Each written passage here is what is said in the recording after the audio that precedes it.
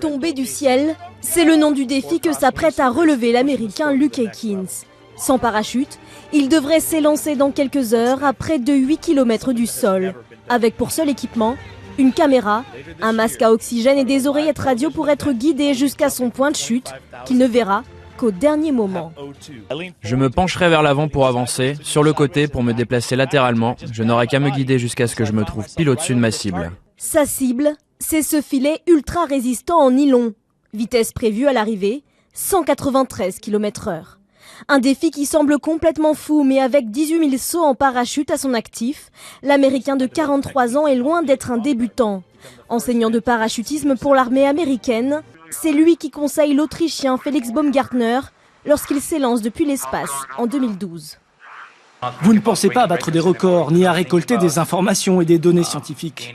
La seule chose que l'on souhaite, c'est de revenir en vie.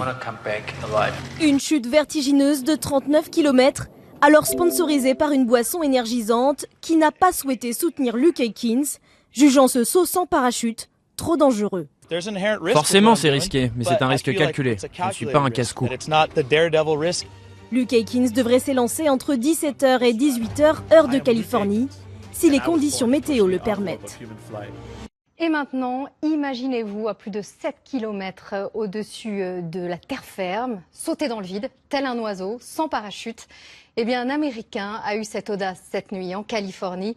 Jean-Pierre Ferret nous fait vivre cet exploit inouï.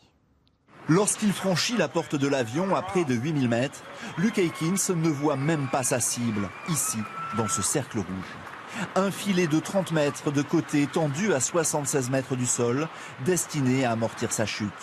7620 mètres d'altitude, c'est la hauteur de 23 tours Eiffel, plus que le Mont Blanc, à peine moins que l'altitude de croisière d'un avion de ligne. Pourtant, ce cascadeur de 42 ans, entraîneur des forces spéciales américaines, s'élance avec un masque à oxygène, une caméra, mais sans parachute. Je m'entraîne pour ça depuis 2 ans. J'ai consacré ma vie à la chute libre et je veux repousser les limites. Pour le maintenir sur la bonne trajectoire, 3 parachutistes l'accompagnent.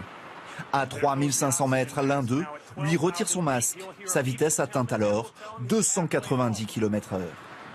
À 1500 mètres, les équipiers ouvrent leur parachute. Luke doit désormais se guider seul vers le filet.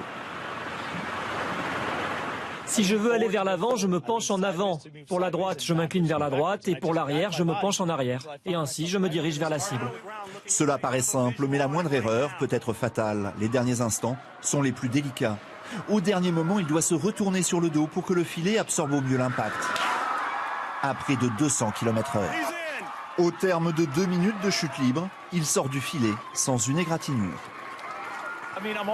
Je suis en lévitation. C'est incroyable ce qui vient de se passer. Cette première mondiale a été retransmise par une télévision américaine et relayée par des centaines de sites internet. Un buzz planétaire qu'il entend désormais faire fructifier. Luke Aikins pourrait toucher quelques millions de dollars.